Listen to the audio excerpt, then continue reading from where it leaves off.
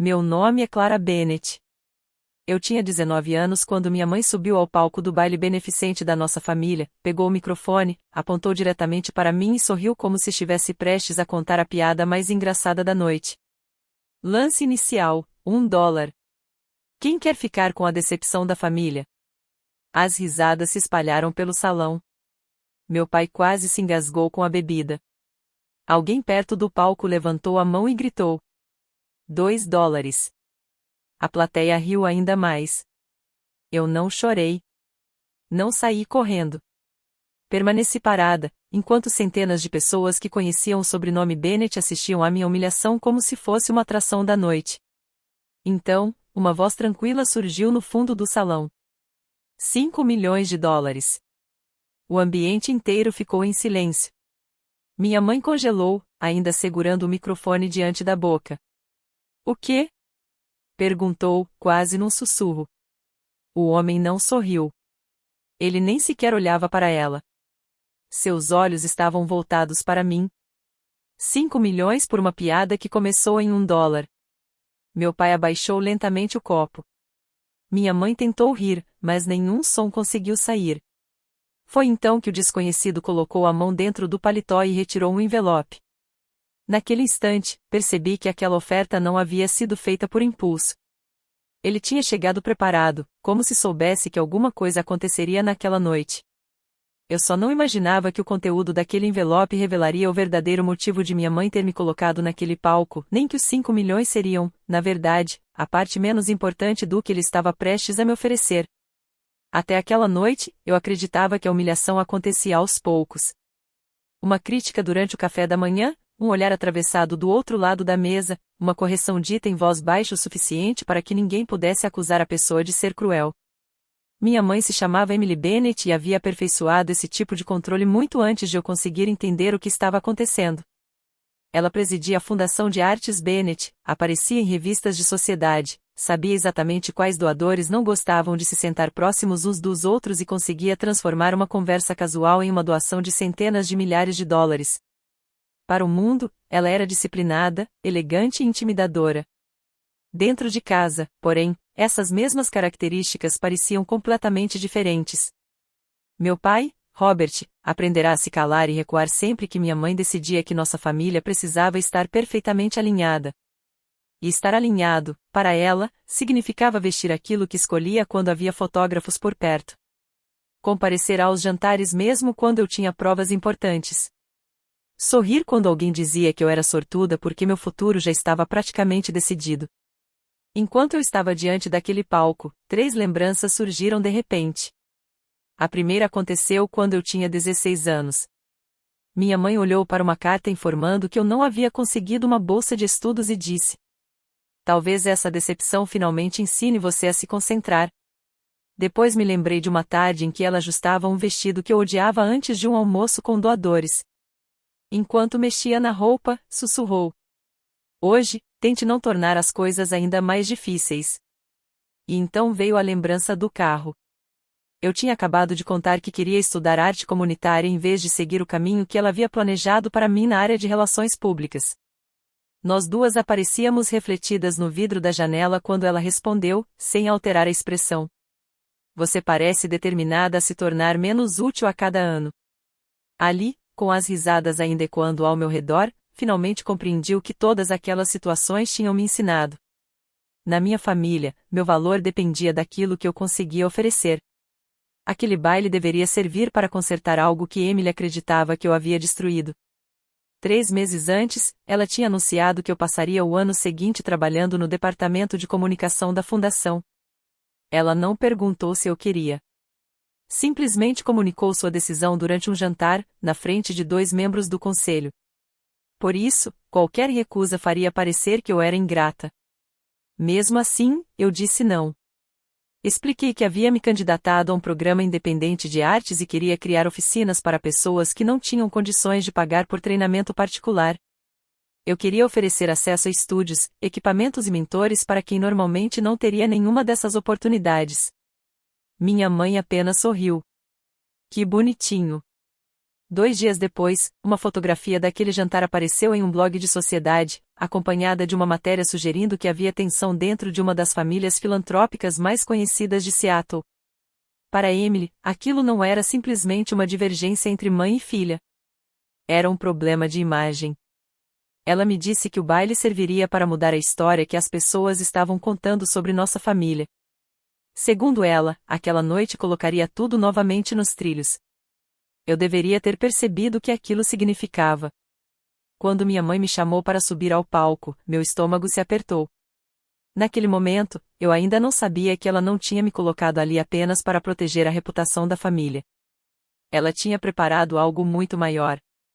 No instante em que minha mãe disse a decepção da família, eu entendi exatamente o que ela estava fazendo.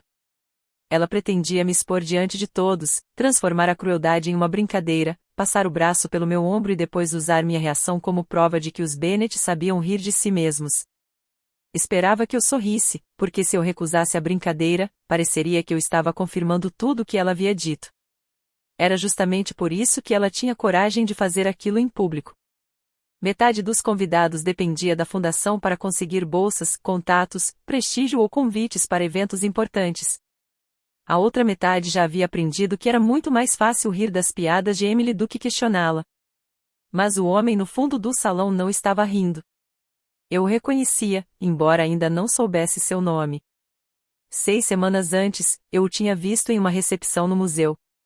Minha mãe conversava com uma jovem curadora e dizia que uma exposição comunitária era séria demais para atrair doadores realmente importantes. A curadora apenas assentiu, tentando ser educada. O homem não fez o mesmo. Agora, ele observava minha mãe com aquela mesma expressão impossível de decifrar. 5 milhões, repetiu. Emily recuperou o sorriso. Senhor, isso é muito generoso, mas acho que o senhor não entendeu a brincadeira. Não. Eu entendi perfeitamente. Meu pai se aproximou do palco. Emily, chega. Termine com isso. Ela o ignorou. Talvez nosso convidado queira se apresentar. O homem avançou alguns passos. Leo Mercer.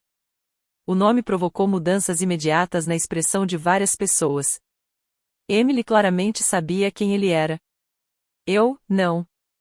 Mais tarde, descobriria que Leo administrava uma empresa de investimentos de impacto social que financiava programas independentes de arte em diferentes regiões do Noroeste. Naquele momento, porém, eu só sabia de uma coisa: minha mãe o conhecia. E o fato de ela ter ficado tão tensa deixou claro que aquela oferta era muito mais séria do que parecia. Leo ergueu o envelope. Estou preparado para fazer essa doação esta noite. Algumas pessoas chegaram a começar a aplaudir, mas ele levantou a voz antes que a reação crescesse. Só que não nas condições que a senhora Bennett parece imaginar. O olhar de Emily ficou mais duro. Não existem condições. Aquilo foi apenas uma brincadeira. Leo olhou para mim. Foi mesmo? Todos os rostos se voltaram na minha direção. A antiga Clara teria tentado aliviar a situação. Eu teria rido, feito algum comentário sobre minha mãe ser impossível e dado aos convidados uma desculpa para voltarem a conversar como se nada tivesse acontecido. Mas dessa vez eu olhei diretamente para Emily e fiquei em silêncio. Pela primeira vez, deixei que ela permanecesse sozinha dentro do silêncio que havia criado. Leo começou a caminhar em direção ao palco. Antes que chegasse perto, eu me afastei da minha mãe. Foi apenas um passo. Mas Emily percebeu imediatamente. Clara, chamou em voz baixa. Era aquele tom de advertência que eu conhecia desde criança. Dei outro passo. Leo parou a alguns metros de mim, sem tentar se aproximar mais. Para deixar tudo bem claro, disse ele, voltando-se para os convidados, eu não estou oferecendo 5 milhões de dólares por uma pessoa. Ninguém aqui tem autoridade para vender outro ser humano. Algumas pessoas se mexeram desconfortavelmente em seus lugares. Emily perdeu completamente o sorriso. Então o que exatamente o senhor está fazendo? Perguntou, agora falando com seriedade. Leo abriu o envelope. Estou oferecendo 5 milhões de dólares para criar um fundo independente voltado para projetos de arte comunitária. Os primeiros beneficiados serão escolhidos entre propostas que já passaram pelo processo de avaliação anônima desta própria fundação. Emily ficou imóvel. Existe uma condição, continuou Léo. As decisões precisam seguir as notas recebidas pelos projetos antes que os avaliadores descobrissem os nomes dos responsáveis ou qualquer relação familiar envolvida. Olhei para ele e depois para minha mãe. E o que isso tem a ver comigo? Léo respondeu com uma tranquilidade que me surpreendeu. Talvez nada, se você não quiser que tenha. Aquela resposta me pegou completamente desprevenida. Durante toda a minha vida, outras pessoas tinham decidido o que minhas escolhas significavam. Minha mãe fazia isso. Minha família fazia isso. Até aquela noite, todos pareciam saber o que era melhor para mim. Léo, pela primeira vez, devolveu a decisão para as minhas mãos. Mas então ele acrescentou: mesmo assim, você merece saber a verdade. A proposta identificada pelo código CB17 recebeu a maior pontuação preliminar na avaliação do programa para novos projetos.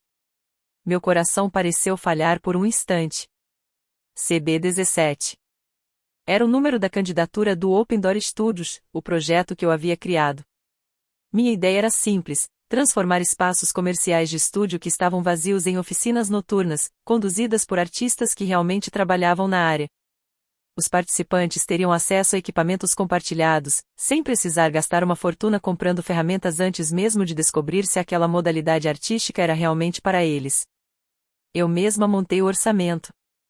Passei horas ligando para centros comunitários. Reescrevi o projeto 6 vezes, tentando melhorar cada detalhe. Então, um dia, entrei no portal da fundação e vi que o status havia mudado. Antes aparecia em avaliação. Agora dizia apenas: não selecionado. Emily me encontrou encarando a mensagem de rejeição e comentou: talvez agora você pare de romantizar hobbies. Naquele momento, voltei a olhar para Léo. Como você sabe esse número? Eu fui um dos avaliadores externos.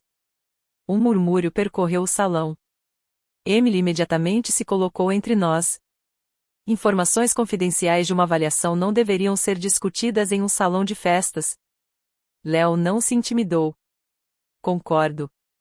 Assim como não deveria ser colocado um preço inicial em uma garota de 19 anos diante de centenas de pessoas. Vários convidados desviaram o olhar. Alguns pareciam finalmente perceber o quanto aquela situação tinha ido longe demais. Emily se virou para mim. Clara, esse homem está usando você para atacar nossa família. Lá estava aquela palavra outra vez. Família. Durante anos, aquela palavra havia sido usada como uma espécie de argumento final. Família significava parar de fazer perguntas. Significava engolir o desconforto. Significava proteger quem tinha mais poder, mesmo quando essa pessoa estava errada. Olhei para Léo. Quando você avaliou o CB17, sabia que o projeto era meu? Não. E você descobriu antes desta noite? Descobri quem estava por trás da proposta depois que a lista preliminar foi alterada. Emily interrompeu imediatamente. Isso já é suficiente. Não, respondi. Minha voz saiu quase tão baixa quanto a dela, mas foi o bastante para fazê-la parar. Minhas mãos tremiam. Dessa vez, eu não tentei escondê-las. Percebi que coragem não significava estar completamente segura. Às vezes, significava apenas continuar avançando mesmo quando o medo estava presente. Eu quero ouvir o restante. Léo assentiu. O CB17 foi retirado depois da classificação preliminar. Eu perguntei o motivo. Disseram que a presidente havia exercido uma autoridade discricionária por causa de um possível conflito envolvendo a pessoa responsável pela proposta. Um dos convidados perguntou: isso era permitido? Léo respondeu: a presidente pode sinalizar um conflito de interesses. O que ela não pode fazer é substituir silenciosamente uma avaliação já pontuada por uma decisão pessoal sem informar o restante do comitê. O clima no salão mudou. Aquilo já não parecia uma simples briga familiar.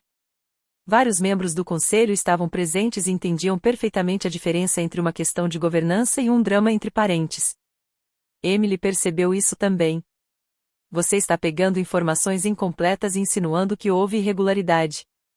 Léo manteve a calma. Estou dizendo que deveria haver uma avaliação independente. Minha doação de 5 milhões depende disso. Naquele momento, o dinheiro deixou de ser a parte mais impressionante daquela história. O que realmente havia mudado era a maneira como aquelas pessoas estavam me enxergando. Pela primeira vez, eu não era tratada como problema. Emily me encarou com raiva, embora tentasse disfarçar aquilo como preocupação. Clara, venha aqui. Eu não saí do lugar. Meu pai murmurou o nome dela, tentando fazê-la parar. Ela o ignorou.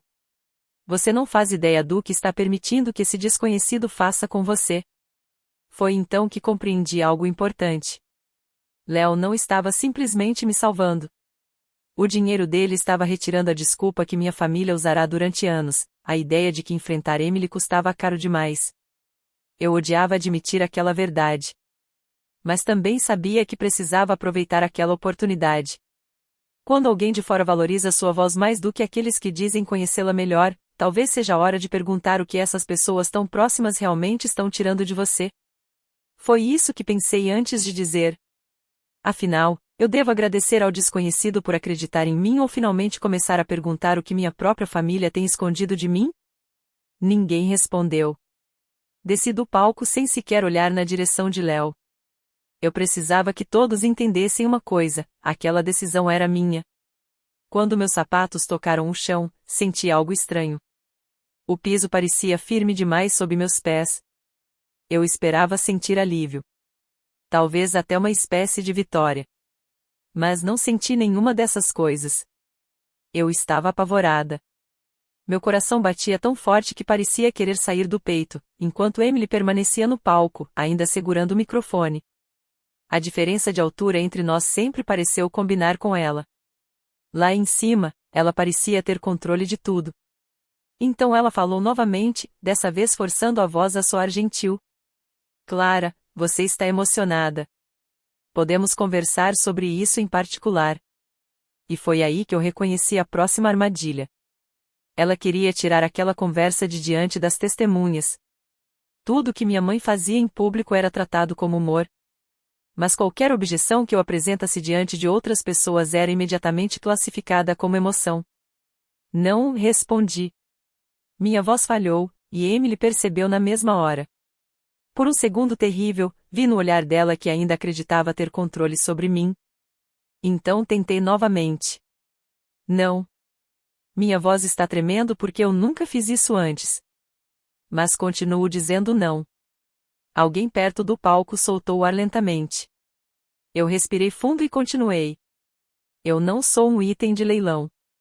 Não sou uma piada que você pode usar para consertar sua imagem.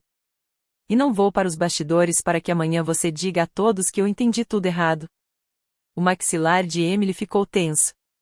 Você está se humilhando ainda mais. Talvez. Mas pelo menos essa parte é uma escolha minha.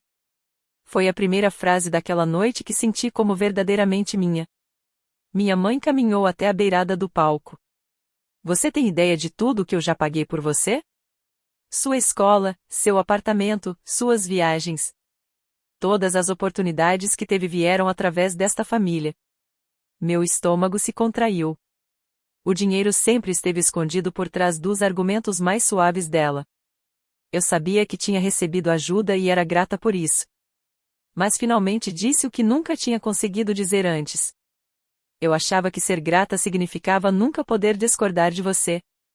Achava que aceitar sua ajuda lhe dava o direito de decidir sobre a minha vida para sempre. Emily balançou a cabeça. Não seja dramática. Você acabou de transformar minha pessoa em uma piada diante de um salão inteiro e iniciar um leilão comigo no centro dele. Algumas pessoas riram, mas dessa vez não estavam rindo de mim. Emily percebeu a diferença. Ela ficou em silêncio por alguns segundos antes de responder. Tudo bem. Se você quer independência, então será independente. Mensalidade, apartamento, cartões, contatos e qualquer outro benefício que venha desta família. Acabou. Meu pai imediatamente deu um passo em direção a ela. Emily, não faça isso. Ela quer ser adulta, respondeu minha mãe. Então pode ser. A ameaça atingiu exatamente onde ela sabia que doeria. Eu tinha pouco mais de $2.000 guardados. Meu trabalho de meio período mal era suficiente para pagar minhas despesas básicas. Eu não tinha uma fortuna escondida nem qualquer garantia de que conseguiria terminar meus estudos se minha mãe realmente cumprisse aquela ameaça. Isso importava. Mas também percebi outra coisa: se minha liberdade só pudesse começar quando eu tivesse certeza de que tudo seria confortável, eu passaria o resto da vida esperando pela autorização dela. Tirei da bolsa meu porta-cartões preto. Minhas mãos tremiam tanto que o primeiro cartão escapou e caiu no chão. Eu o peguei, respirei fundo e coloquei 3 cartões sobre a mesa mais próxima. Tudo bem. Emily piscou. O quê? Se esse é o preço que preciso pagar para discordar de você, então fique com eles. Meu pai olhou para os cartões. Clara, não precisamos resolver isso aqui. Ela já resolveu, respondi. Foi então que uma mulher sentada perto do palco se levantou. Eu reconheci Mara Sloan, uma das apoiadoras mais antigas da fundação.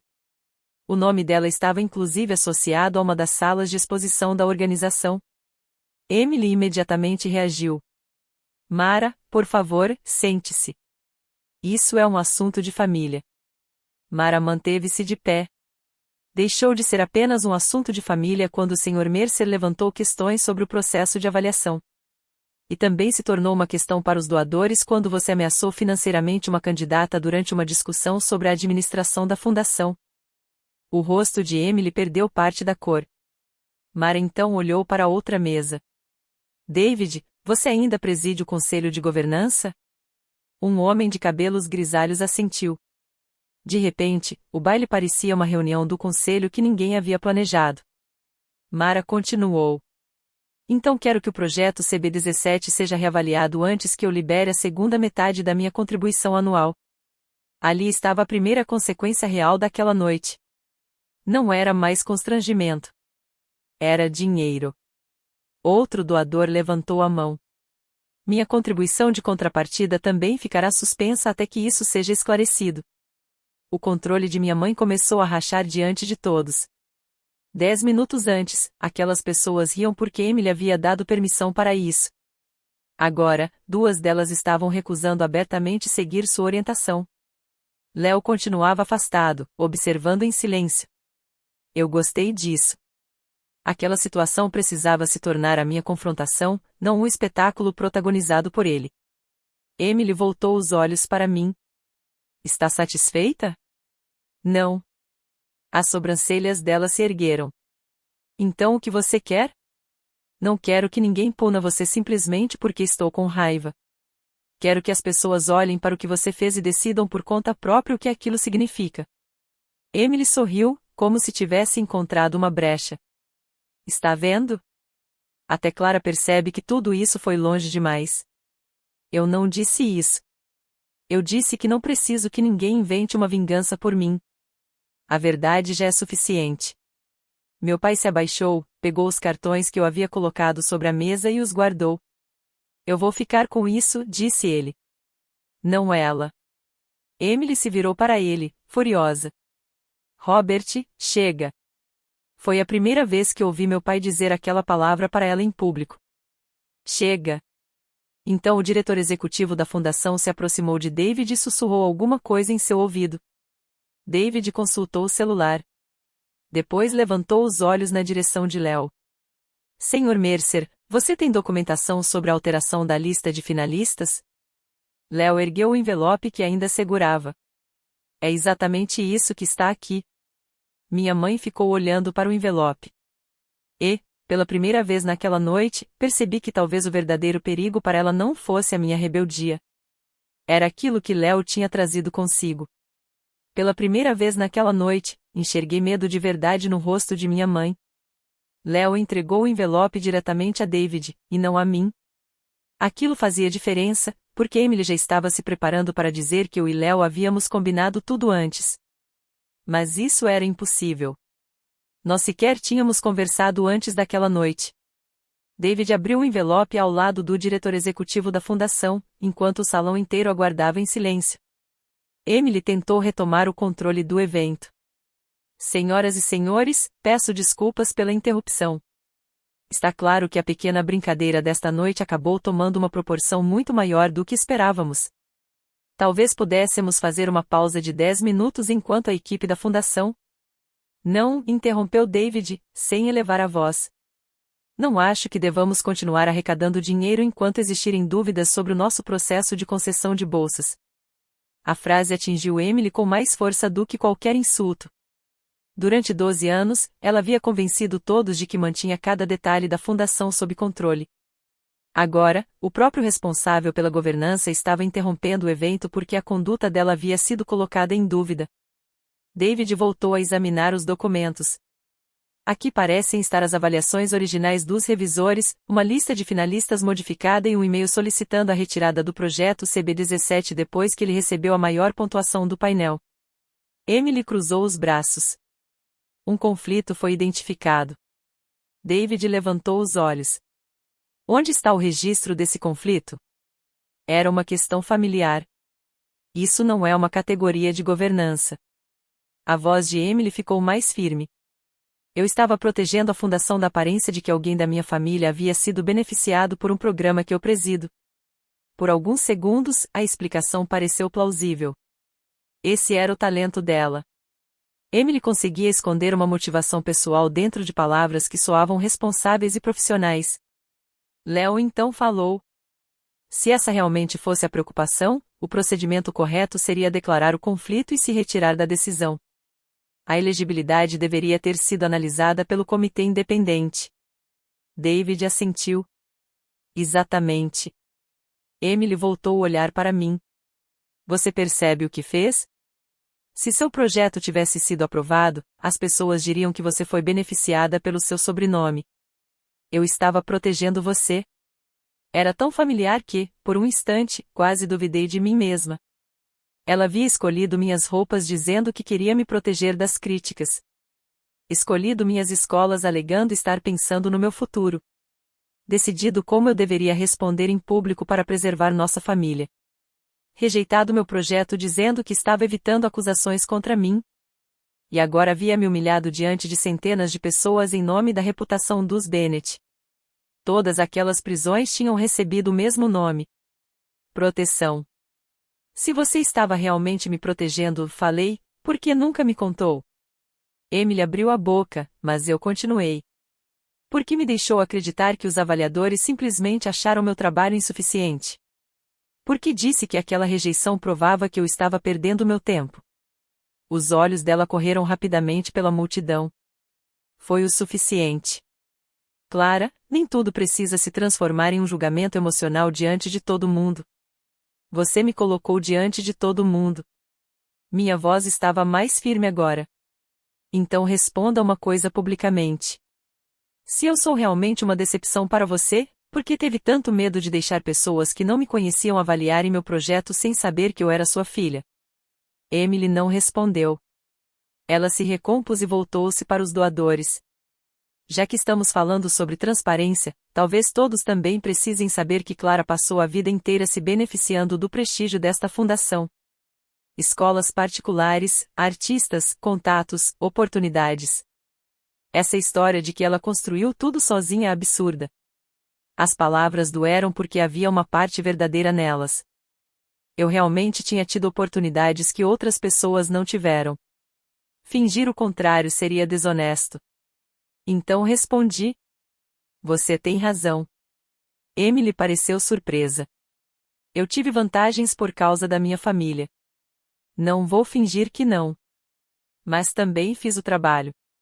E justamente por meu sobrenome poder abrir portas, a avaliação anônima era tão importante. Era o único momento em que meu nome deveria desaparecer e o projeto deveria ser julgado sozinho. Mara assentiu. Exatamente. Emily se virou para ela, irritada. Fique fora disso. Mara ergueu as sobrancelhas. Acho que escolhi o momento certo para entrar.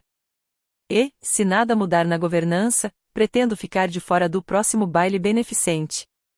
Aquela declaração provocou outra onda de tensão no salão. E então veio a terceira consequência. Um representante do Museu Municipal conversou discretamente com o diretor executivo da fundação. Poucos minutos depois, David anunciou que a exposição que seria realizada em parceria com o museu entraria em suspensão administrativa até que a fundação concluísse sua investigação interna. Os lábios de Emily se entreabriram.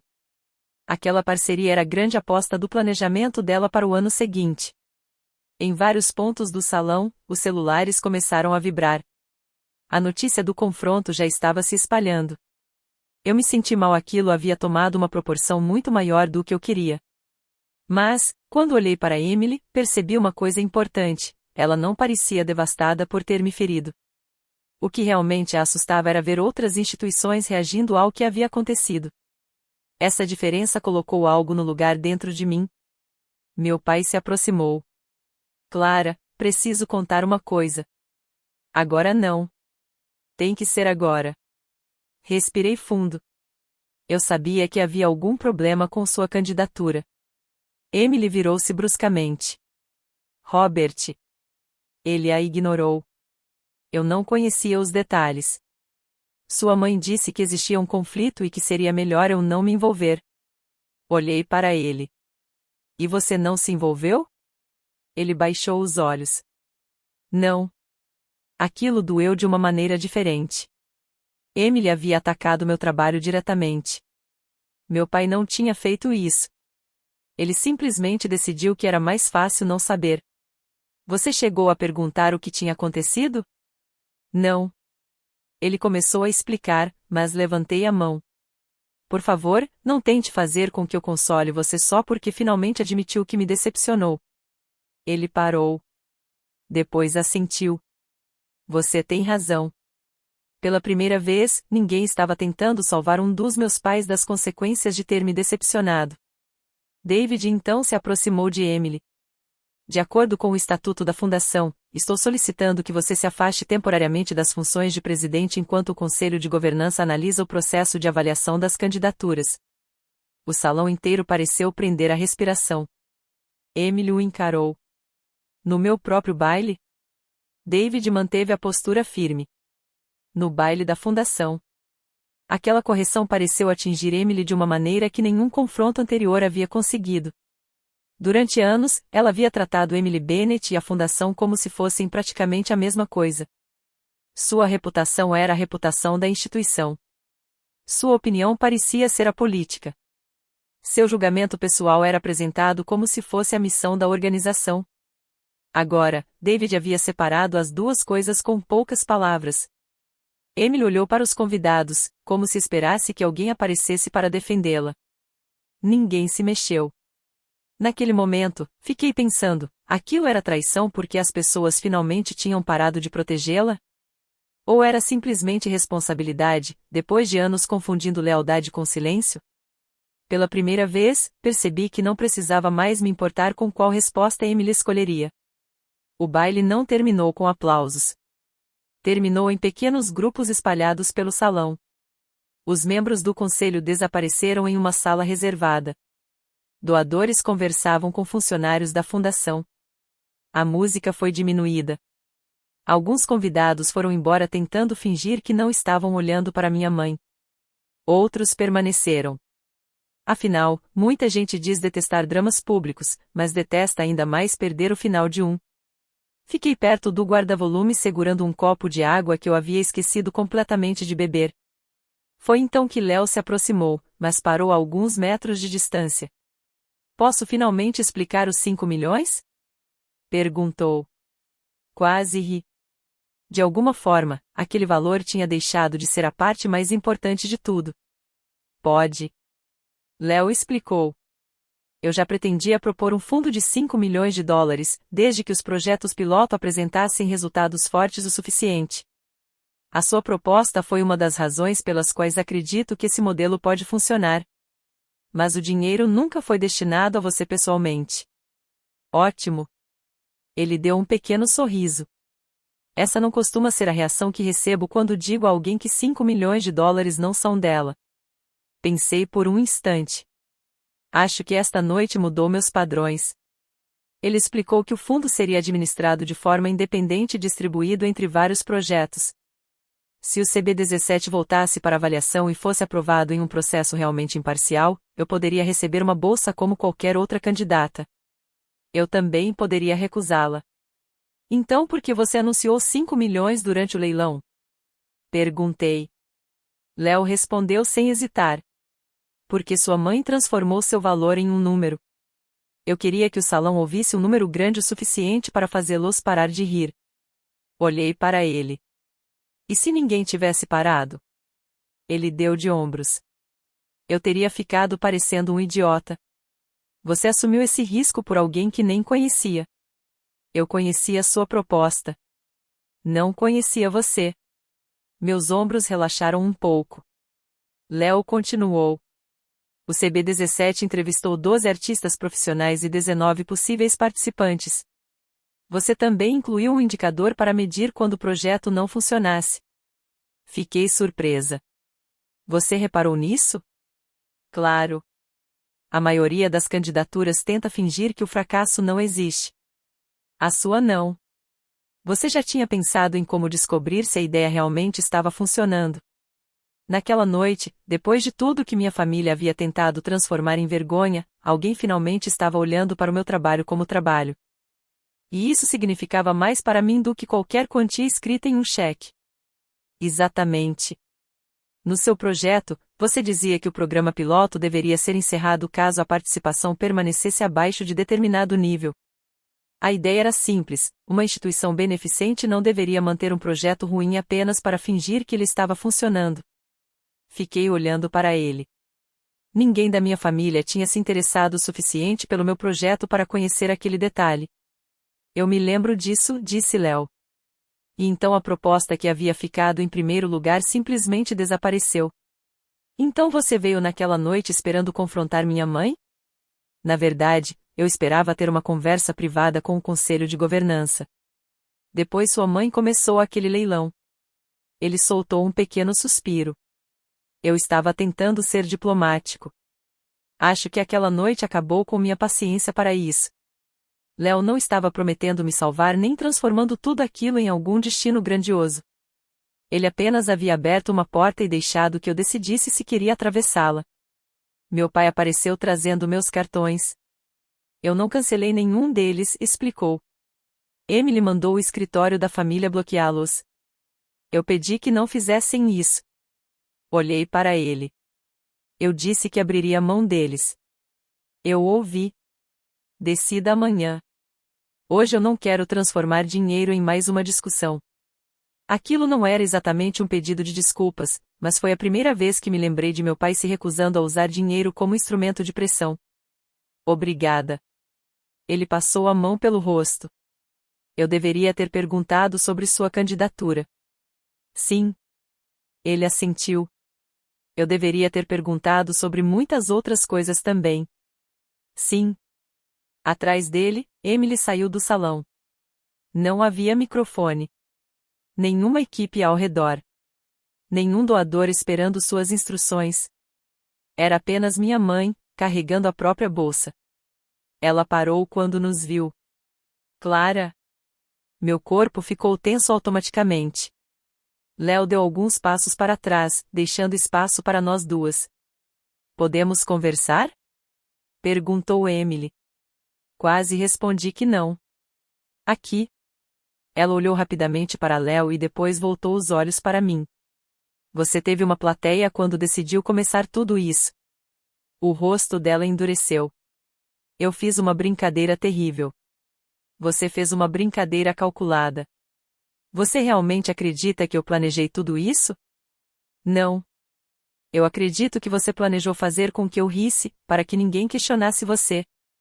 Por alguns segundos, Emily pareceu simplesmente cansada. Eu estava tentando manter nossa família unida. Lá estava aquela palavra novamente. Tentando. Protegendo. Mantendo. Expressões que faziam qualquer dano parecer uma espécie de sacrifício nobre. O conselho suspendeu minha autoridade, continuou ela.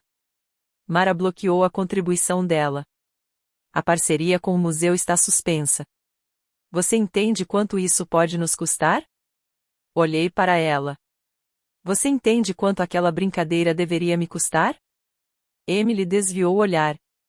Nesse instante, o celular dela vibrou. Ela verificou a mensagem e sua expressão mudou imediatamente. Uma das maiores empresas patrocinadoras da fundação havia adiado a negociação para renovar o contrato. Não havia cancelado. Ainda. Mas o simples adiamento já foi suficiente para fazer as mãos dela tremerem. As consequências finalmente haviam chegado na linguagem que ela mais respeitava. Poder. Influência. Risco. Isso aconteceu por causa de hoje, ela sussurrou. Sim, respondi. Por causa de hoje. Não disse por minha causa. Eu não havia procurado patrocinadores. Não tinha vazado documentos. Não havia feito campanha contra ela. Eu simplesmente permaneci naquele salão e me recusei a fingir que achava engraçado ser humilhada. O restante aconteceu porque, pela primeira vez, algumas pessoas decidiram examinar decisões que durante anos haviam aceitado sem questionar apenas porque Emily Bennett estava por trás delas. 3 dias depois, o Conselho de Governança anunciou uma investigação independente. 2 semanas mais tarde, a parceria com o museu foi retomada, mas Emily não representaria mais a fundação nas negociações. Dentro de um mês, 2 grandes doadores renovaram seus compromissos somente depois que novas regras sobre conflitos de interesse foram aprovadas. Emily renunciou ao cargo de presidente antes que o conselho pudesse votar pela sua remoção. A fundação também abandonou o modelo de liderança centralizada e adotou um sistema com um comitê rotativo. A empresa particular de consultoria para eventos que Emily administrava também perdeu 2 clientes do setor sem fins lucrativos. Eles decidiram não renovar os contratos depois do que aconteceu no baile. Durante anos, ela havia construído sua reputação profissional justamente em torno da capacidade de controlar riscos de imagem. Agora, ela própria havia se tornado um deles. Eu não comemorei. Mas também não me senti responsável por consertar a vida dela. A vida de Emily não havia sido destruída. Ela simplesmente deixará de estar protegida das consequências por pessoas que haviam sido condicionadas a permanecer em silêncio. E, para ela, perder o controle absoluto provavelmente doía muito mais do que perder uma discussão. A investigação independente colocou novamente o projeto CB17 no processo de avaliação. Eu quase retirei minha candidatura. Parte de mim queria cortar completamente qualquer ligação com a Fundação de Artes Bennett. Então David me enviou um e-mail explicando como funcionara o novo processo. No final, havia uma frase que li várias vezes. Recusar também é uma forma legítima de exercer sua independência. E, pela primeira vez, percebi que ninguém estava tentando decidir por mim. Foi isso que me convenceu a continuar. Pela primeira vez, dizer não era realmente uma opção. O projeto voltou para uma nova comissão avaliadora. Nenhum dos integrantes havia participado do baile e eles só tiveram acesso à identidade dos candidatos depois de atribuírem as notas. O Open Door Studios foi selecionado para receber uma verba de $240 mil durante um ano. Não 5 milhões. E, sinceramente, eu fiquei aliviada. 5 milhões teriam transformado minha vida em mais um espetáculo. Os $240 mil vieram acompanhados de orçamento, prazos, relatórios, contratos e responsabilidade suficiente para descobrir se minha ideia realmente funcionava. Era exatamente esse tipo de desafio que eu queria. A promessa de $5 milhões feita por Léo acabou financiando 7 projetos diferentes. O meu foi um deles. Antes de assinar qualquer contrato, porém, impus uma condição. Minha história familiar não seria usada em nenhuma divulgação. Nada de fotografias do baile. Nada de manchetes dizendo que uma decepção da família havia se transformado em inspiração. Nenhum vídeo recontando a noite em que minha mãe me humilhou. O programa deveria ser reconhecido pelo trabalho que realizava.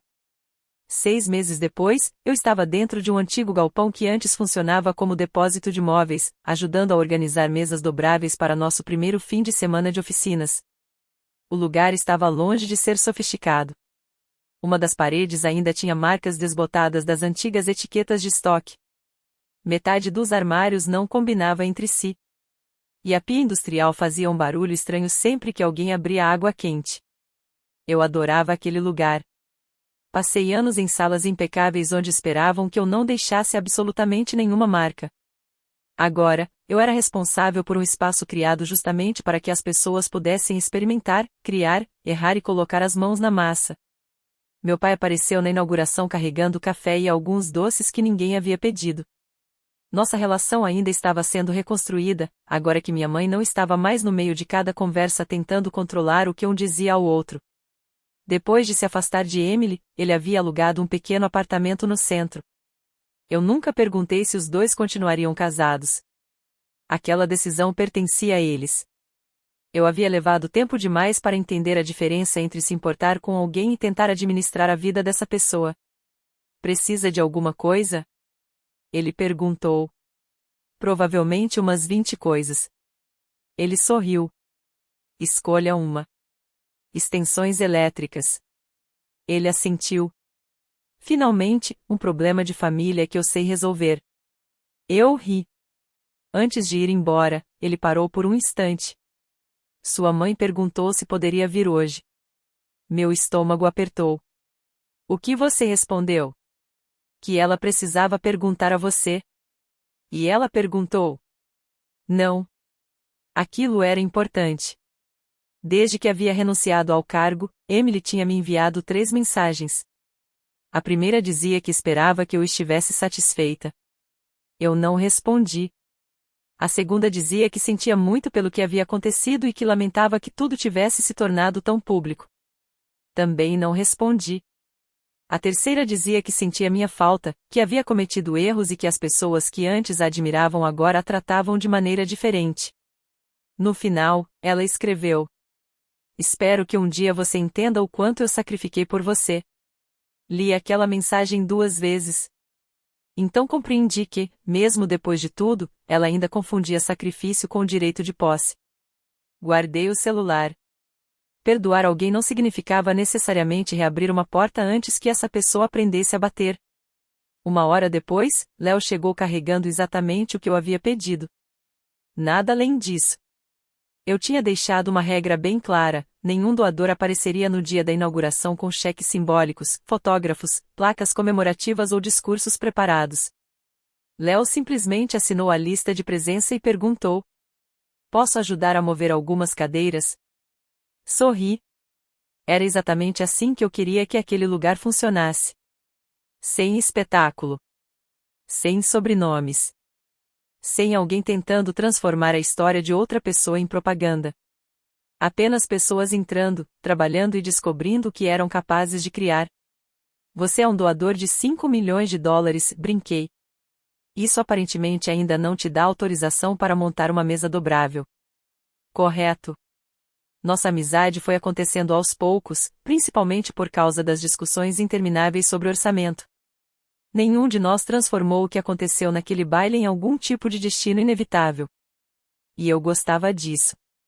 Descobri que liberdade podia ser algo surpreendentemente comum quando ninguém estava o tempo todo ameaçando tirá-la de você.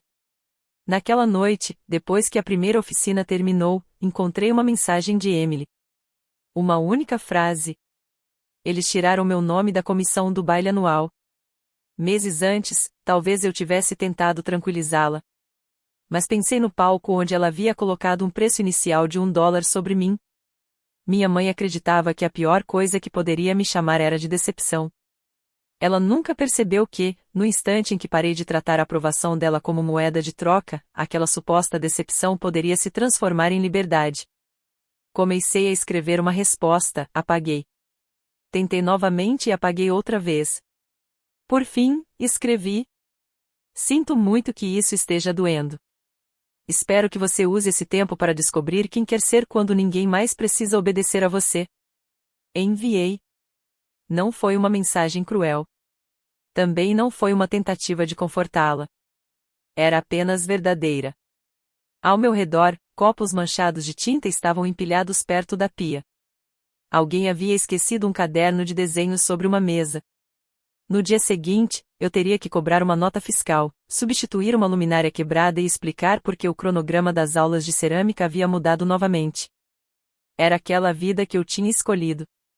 Imperfeita. Trabalhosa. Cara. Mas minha. Antes de fechar o estúdio, pensei mais uma vez naquela noite no salão. Minha mãe havia começado tudo acreditando que poderia definir meu valor com uma piada. Um desconhecido respondeu com uma oferta de 5 milhões de dólares. Mas não foi o dinheiro que me libertou.